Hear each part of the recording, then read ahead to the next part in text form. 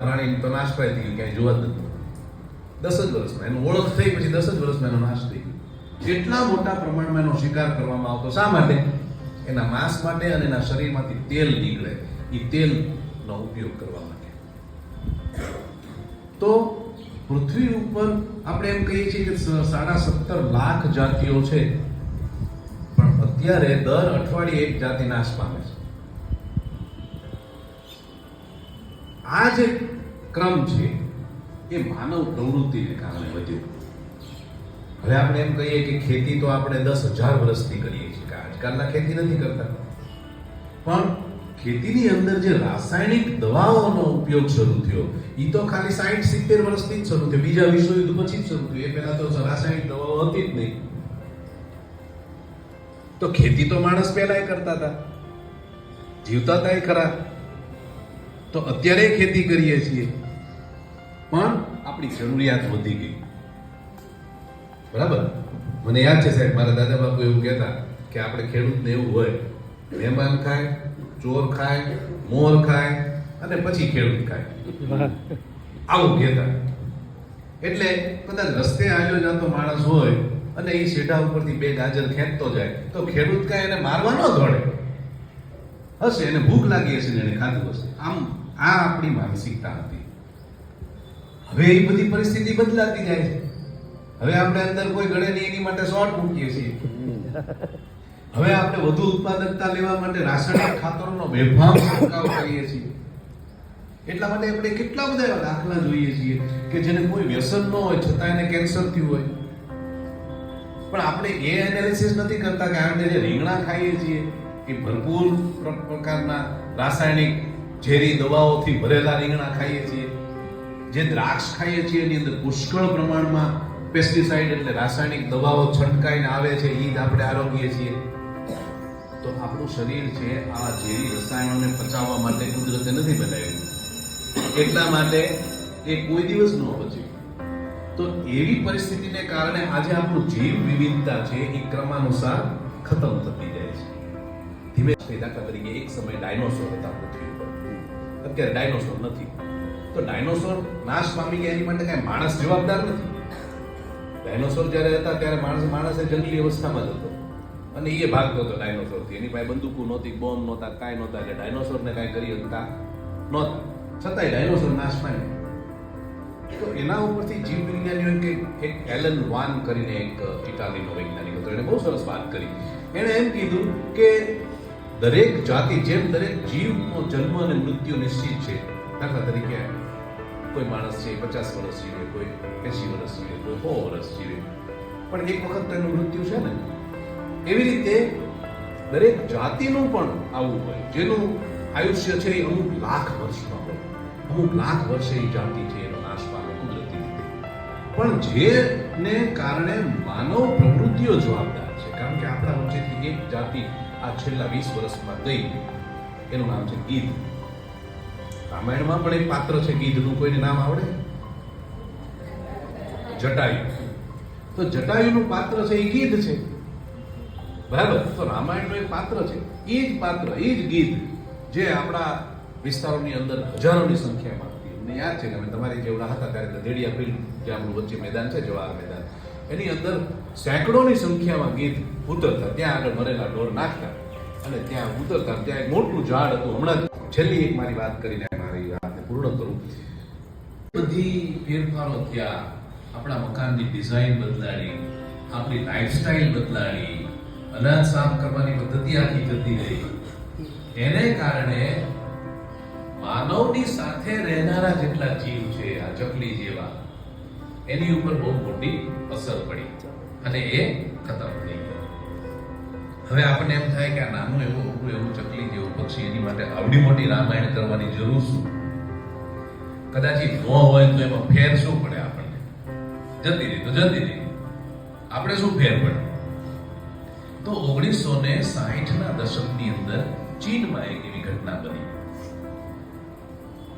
ચીનમાં જે સત્તાધારી અધિકારી મંડળ હતું, એમણે કૃષિ વિભાગને એવી જાણ કરી કે ચીન છે એ વિશ્વમાં સૌથી વધુ વસ્તી ધરાવતો દેશ છે. અત્યારે આપણે એને પાછળ છોડી દીધો છે. અત્યારે ભારત દેશ થઈ ગયો પેલો સૌથી વસ્તી ધરાવતો. એની પાસે તો જમીને આપણી કરતા 3 ગણી વધારે છે. આપણી પાસે જમીને નથી તોય આપણે એની મોર થઈ ગયા. પણ 60ના દશકમાં એવી ઘટના બની કે ચીનની અંદર ભૂખમરો બહુ હતો. અનાજ નહોતું લોકો પાસે, વસ્તીના પ્રમાણમાં ઉત્પાદકતા ઓછી હતી. એ વખતે ટ્રાન્સપોર્ટેશન પણ બહુ નહોતું, એટલે બાકીના દેશોમાંથી આયાત કરી શકે એવી પરિસ્થિતિ નહોતી, પૈસાય નહોતા અને વ્યવસ્થાય નહોતી. એટલે ચીનના જે કોઈ સત્તા મંડળના એ સમયના ઉપરી અધિકારીઓ હતા એ લોકોને એવું લાગ્યું કે આ ચકલીઓ છે એ અનાજ ખાઈ જાય છે અને માણસને મળતું નથી. એટલે એવો એક જાહેરનામું બહાર પાડ્યું કે જે સૌથી વધારે ચકલીઓ મારીને લાવશે એને ઇનામ આપશું સરકાર તરફ. ચીના તો કેવા હોય, ગરોળીએ ખાઈ જાય, ઉંદાએ ખાઈ જાય, જે હલતું બાળે એ બધું ખાઈ જાય. એને તો મજા પડી ગઈ, મંડ્યા બધા મારવા અને ઢગલાના ઢગલા કર્યા ચકલીઓ મારી. બહુ જ મોટા પ્રમાણમાં સંહાર કર્યો. પરિસ્થિતિ એવી આવી, ઘણા બધા લોકો ઇનામ પણ લઈ ગયા. કોક કે મેં 100 ચકલીઓ મારી, કોક કે મેં 500 ચકલીઓ મારી. આ એનું પ્રૂફ થેલીમાં લઈને જાય અને સરકારના ઇનામ દઈ આવે.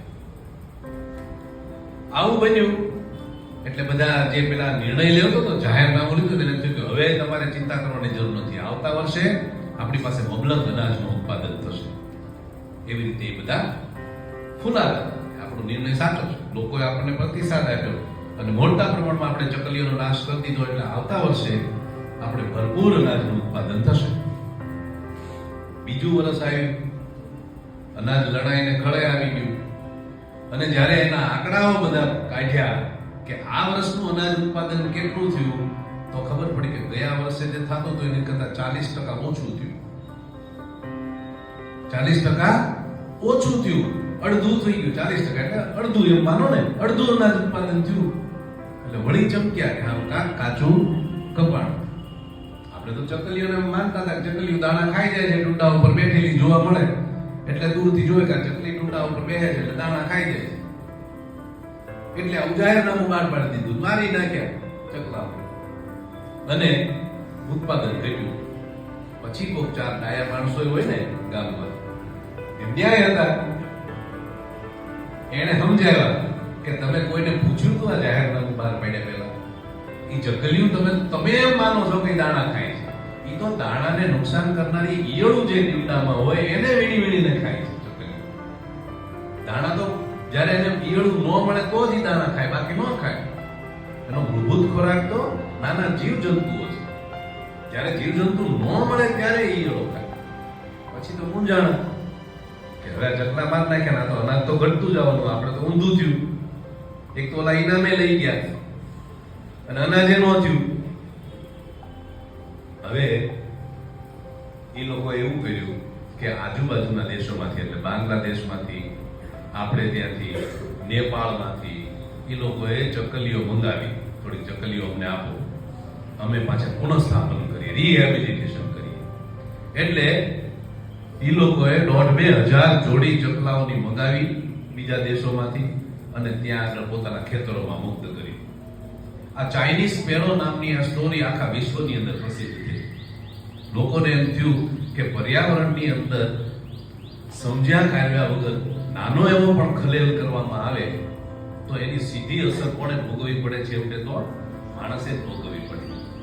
ચીનના લોકો સમજ્યા નહીં, એને પૂરતો અભ્યાસ ન કર્યો કે સુકાન ચકલીઓને મારવી, ચકલીઓ ખરેખર દાણા ખાય છે એવો અભ્યાસ કર્યા વગર ડુંડા ઉપર બેઠેલી ચકલીઓને જોઈને એવી ધારણા કરી લીધી કે આ તો દાણા ખાઈ જાય છે, જે માણસનો ખોરાક છે એને બદલે આ ચકલાઓ ખાઈ જાય છે. આવી ધારણાને કારણે એને નાશ કરી દીધેલું. પરિણામ એ આવ્યું કે આખા દેશનું અનાજ ઉત્પાદન છે 40% ઘટી.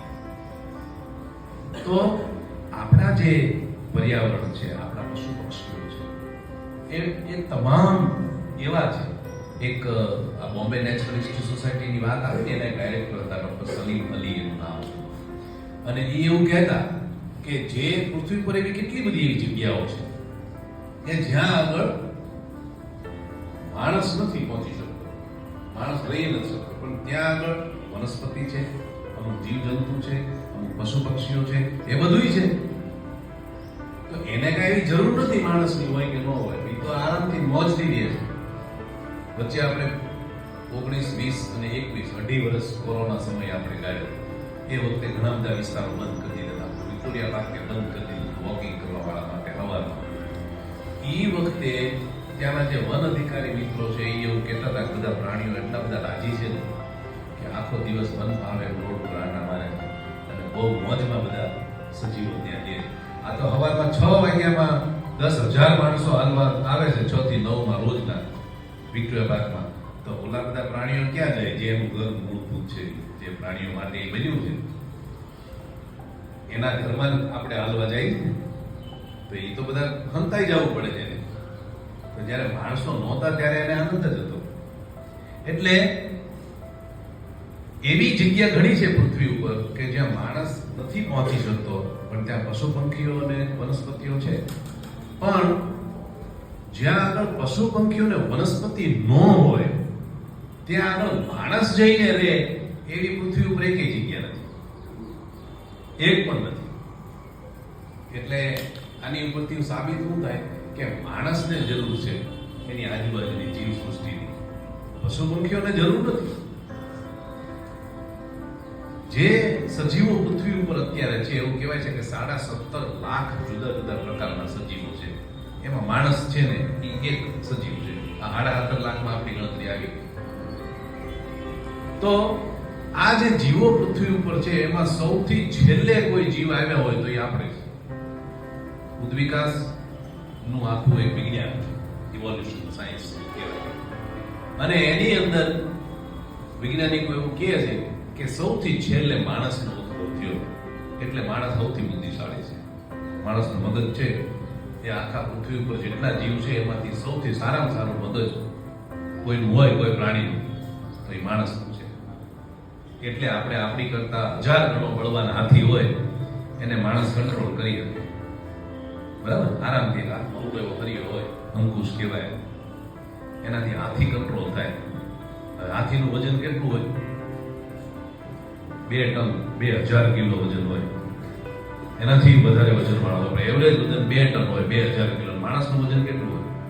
60 કિલો, 50 કિલો. હવે હાથી ધારે તો એને ઊંટમાં પકડીને ઘા કરી દે તો એના શરીરનું એકે હાડકું હાજુ ન રહે. છતાં એવડું મોટું બળવાન પ્રાણી, કદમાં એવું મોટું, વજનમાં એવું મોટું, એ એવડા એવા એક સરિયાથી એવડો એવો માણસ છે એને કંટ્રોલ કરે. એ કેવી અદભુત વાત છે. એ વાત છે અહીંયા, કારણ કે માણસનું મગજ કામ કરે છે. એને ખબર છે અને આને કેવી રીતે સીધો કરવો એ માણસને ખબર છે. જેથી હાથીનું મગજ એવડું થઈ ગયું તેથી આપણું આવી ગયું. હાથીનું મગજ હજી સુધી એવું થયું નહીં, એટલે શાંતિ છે. નહીતર આપણો કોઈ વિચાર નથી, કારણ કે શારીરિક શક્તિ એનામાં જબરજસ્ત છે. મગજની શક્તિ જો આવી જાય તો હું ઈ કરે, પણ એવું નથી થતું. તો માણસને ભગવાને વિચારવાની શક્તિ આપી છે. પણ જેટલી વિચારવાની શક્તિ વધતી ગઈ ને એમ કુદરતનો જ વિનાશ આપણે શરૂ કર્યો. તમને એક સરસ દ્રષ્ટાંત આપું. તમને ખબર છે કે આપણા ટાપુ વિસ્તારો આપણા દેશનો એક ભાગ છે. લક્ષદ્વીપના ટાપુઓ છે, આ બાજુ આંદામાન નિકોબારના ટાપુઓ છે ને. આંદામાન નિકોબારના કેટલા ટાપુ છે ખબર છે કોઈને? કોઈને ખબર છે કેટલા હશે? આંદામાન ને નિકોબાર તો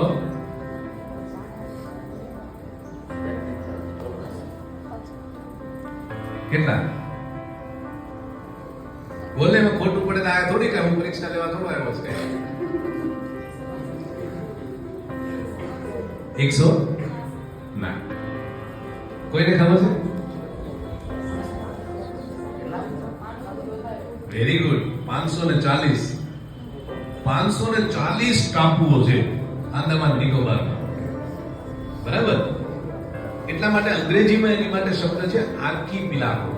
આર્કીપિલાગો એટલે ટાપુઓનું સમૂહ, દ્વીપ સમૂહ કહેવાય. દ્રાક્ષનું ઝૂંખું હોય ને એની જેવી પરિસ્થિતિ હોય. તો આવી જે રચનાઓ છે ને એ કુદરતી પ્રક્રિયાઓથી રચના બની હોય.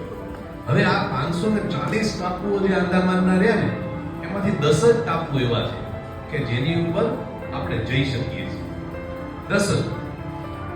એનીથી વધારેમાં આપણે જઈ શકતા નથી. હું કામ નથી જઈ શકતા? કારણ કે એની અંદર બાકીના જે ટાપુઓ છે એમાં તરીકે ઓળખાય છે. આવતીકાલનો દિવસ છે 21 માર્ચ, એ વિશ્વ વન દિવસ છે. 3 માર્ચ જે ગયો એ વિશ્વ વન્યજીવ દિવસ છે. આવા જુદા જુદા જે દિવસો આખા વિશ્વમાં ઉજવાય છે, એવું કેમ છે? આપણે પહેલો પ્રશ્ન એવો થાય કે કેમ, શું કામ આવી કેમ જરૂર? મને યાદ છે, સાહેબને યાદ હશે, અમે તમારી ઉંમરના હતા ત્યારે આવું સાંભળ્યું જ નહોતું કે આવો વિશ્વ પ્રાણી દિવસ હોય, ફલાણો દિવસ હોય, આવું કોઈ દી નહોતું સાંભળ્યું. પણ હવે બધું આ સમયમાં આ બધું ઉજવાય છે. એ બધું 1971 પછી ધીમે ધીમે આ શરૂ થયું. યુનાઇટેડ નેશન્સ નામની એક આંતરરાષ્ટ્રીય સંસ્થા છે. નામ સાંભળ્યું છે? United Nations, UN. તો આ જે સંસ્થા છે એનો એક પર્યાવરણ વિભાગ છે. યુનાઇટેડ નેશન્સ છે એ ઘણા બધા કામ કરે છે. મેડિકલ ક્ષેત્રે કામ કરે છે, શિક્ષણ ક્ષેત્રે કામ કરે છે, આવા ઘણા બધા ક્ષેત્રે કામ કરે છે. એમાંનું એક ક્ષેત્ર છે એ પર્યાવરણ છે અને એનું નામ છે UNEP, યુનાઇટેડ. આપ સૌનો માનનીય બેન ને વિદ્યાર્થી ભાઈઓ, તો 10-12 દિવસ પહેલા અહીંયા આવવાની વાત થઈ હતી અને આજનો દિવસ પણ વિશેષ છે. વિશ્વ ચકલી દિવસ તરીકે ઓળખીએ છીએ આપણે. એટલે હું તો સાહેબ એક પ્રેઝન્ટેશન બનાવીને લાવ્યો હતો. મને એવું હતું કે કદાચ પ્રોજેક્ટ કે વ્યવસ્થા હોય તો બાળકોને જોવાની પણ મજા પડે.